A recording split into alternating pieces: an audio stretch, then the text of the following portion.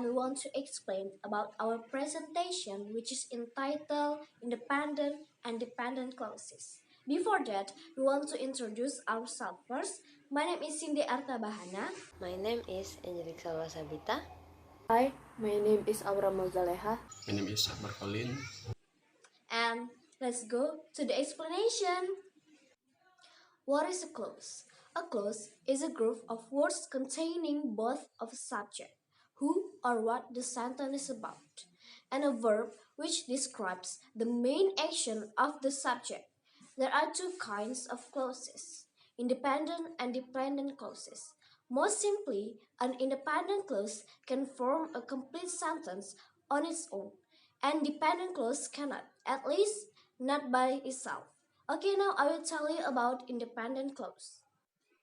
What is independent clause? Independent clause is an independent person who can solve problems on his own, take care of his own needs, stand on his own 2 feet, so to speak. An independent clause as a clause is a group of words that contains at least one subject and one verb. Is one that can stand on its own 2 feet independently. You can join independent clause if you want to. This is called coordination. Independent clause are strong. Compare an independent clause to idle roommate. She cleans up after herself, pays her share of the bills, never forgets to turn off the iron, and can fix a leaky faucet. Like the ideal roommate, an independent clause lacks nothing to stand on its own. For example, each of the following independent clause can stand alone. Jennifer put a new washer in the bathroom faucet before leaving for the party. May figure out how to fix the garbage disposal. The clauses about contain a subject and a verb, and they finish the thought they have started. They are complete simple sentences. For the sake of variety, however, you will often to want combine simple sentences using coordination to create compound sentences. You can choose one of two methods. The first is join two independent clauses with a semicolon. And the second, join two independent clauses with a comma and coordinating conjunction. The most used coordinating conjunction are ever referred to as a fanboy. What is fanboys mean? You guys know that fanboys means a boy who loves an idol in a group. But independent clause, fanboys means for, and, nor, but, or, yet, and so. When you use one of the fanboys between independent clauses, you signal that the clauses are equal, sort of like how two independent roommates are equals. These two methods of coordination are demonstrated below. Jennifer put a new washer in the bathroom faucet before leaving for the party. Mai figure out how to fix the garbage disposal. Jennifer put a new washer in the bathroom faucet before leaving the party. And Mai figure out how to fix the garbage disposal. If you choose to coordinate two independent clauses using a semicolon, you have another option. You may choose to add a conjunctive adverb followed by a comma. The adverb acts rather like an introductory phrase after the semicolon. Jennifer put a new washer in the bathroom faucet before leaving for the party. Moreover, may figure out how to fix the garbage disposal. A conjunctive adverb adds meaning or clarify the relationship between the two clauses. See how choosing a different conjunctive adverb subtly changes the meaning of the pair. Jennifer put a new washer in the bathroom faucet before leaving for the party. However, might figure out how to fix the garbage disposal. Why independent clauses connect to other clauses in sentences? Well, independent clauses do not need to be combined with other clauses to make a complete sentence. It often connect different clauses together in sentences to add voice and variety to a text. If very sentence was made up of only independent clause, readers would be probably fall asleep from boredom. It will sound like this: the sun shone through the leaf onto the forest floor. Squirrels chanted from the branches. Birds sang pretty songs. Butterfly flew from the flower to flower. Even though this snippet included some imagery to make it more interesting to read, it feels static and boring because every sentence is written the same. However, this same snippet can be easily transformed into something much more engaging by simply combining these clauses with one another. As the sun shone through the leaves and onto the forest floor, squirrels chattered from the branches, butterflies floated from the flower to flower, while birds' song echoed through the woods. By changing to independent clause into dependent clause and cutting down four sentences into two, the snippet is much more enjoyable to you guys must be known. Okay, I will tell you the summary for independent clauses. Independent clauses are made by combining at least one subject and predicate. They express complete thought. Independent clauses connect to other independent clauses in three ways. The first, through the use of a semicolon.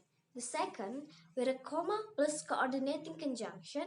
And the third, with a semicolon plus subordinating conjunction plus comma. I think that's all about my explanation. And next, Angelique, tell about the question. Okay, here I will show you the question from the independent clause. Number 1. When Donkey come to visit Shrek in his swamp, Shrek want to be left alone. In this sentence, Shrek want to be left alone is an independent clause. The beginning of the sentence up to the comma is an adverbial dependent clause that ends where when the Shrek want to be left alone. Question number 2. Lord Farquaad tries to marry Princess Fiona, but she refused to do so. In this sentence, there are two independent clauses that are joined by comma and coordinating conjunction. The first independent clause is Lord Farquaad tries to marry Princess Fiona, and the second independent clause is she refused to do so. Question number 3. Puss in Boots is skilled fighter. However, his greatest strength lies in his adorable eye. In this sentence, Puss in Boots is skilled fighter is an independent clause that separates from dependent clause through the use of semicolon, a subordinating conjunction, and a comma. Question number 4. When Princess Fiona transforms into an orange for good, Shrek reassures her that she is beautiful. In this sentence, Shrek reassures her that she is beautiful is the independent clause. The other clause in the sentence is dependent adverbial clause because it starts with the subordinating conjunction. Okay, I think that's all. The next material will be explained by my friend Aura Mozaleha. Thank you to Angelique for giving example question about independent clause. So I'm gonna explain about dependent clause. So dependent clause, what are they? First of all, there is also called subordinate clause. You might see subordinating, you might see dependent. They are very different from independent clause. In that, it can stand on its own as a sentence. It includes a subject and a verb, but it can be its own sentence. And sometimes, it might look like a sentence. It could start something like a subordinating conjunction. For example, Damian won't be able to play in the game because he injured his foot. Because he injured his foot is a dependent clause, it contains the subject he and the verb injured. The clause does not express a complete thought and cannot stand on its own as a sentence. But even here you have a choice. Just because the independent clause is stronger, it doesn't have to always go first. Sometimes the stronger person holds the door open to all the person on the crutches to enter first. The important thing to remember about subordination is that punch differ depending on whether the independent or dependent clause enter first. If dependent clause is first, it is followed by a comma. If the independent clause comes first, no punctuation separate the two. For variety or fine meaning, you may choose to combine two independent clauses, making one of the clause subordinate to the other with the addition of a subordinating conjunction. For example, if the dependent clause is first, while Jennifer put a dishwasher in the bedroom faucet, may figure it out to fix the garbage disposal. If the independent clause comes first, Jennifer put a dishwasher in the bedroom faucet, May was figuring out how to fix the garbage disposal. Here is partial list of subordinating conjunction. If, after, since, before, because, while, and the others. Okay, dependent clause have three types. We have a verb clause, we have adjective clause, are also called relative clause, and we have a noun clause. We're going to start with the verb clause. First of all, adverbial clause act like verbs, which mean that as clauses. They give more information about the main verb that is found the independent clause. Just like you will not to think that a single verb could make up an entire sentence on its own. This clause also cannot exist by themselves in your reading. Adverbial dependent clause start with subordinating conjunction such as after, even though, because, if, and the others. For example, after our trip to the mountains, I realized how brave black bears can be. This adverbial clause answered the question, when did the subject realize the bravery of bears? Now, we're going to look at the adjective clause or relative clause.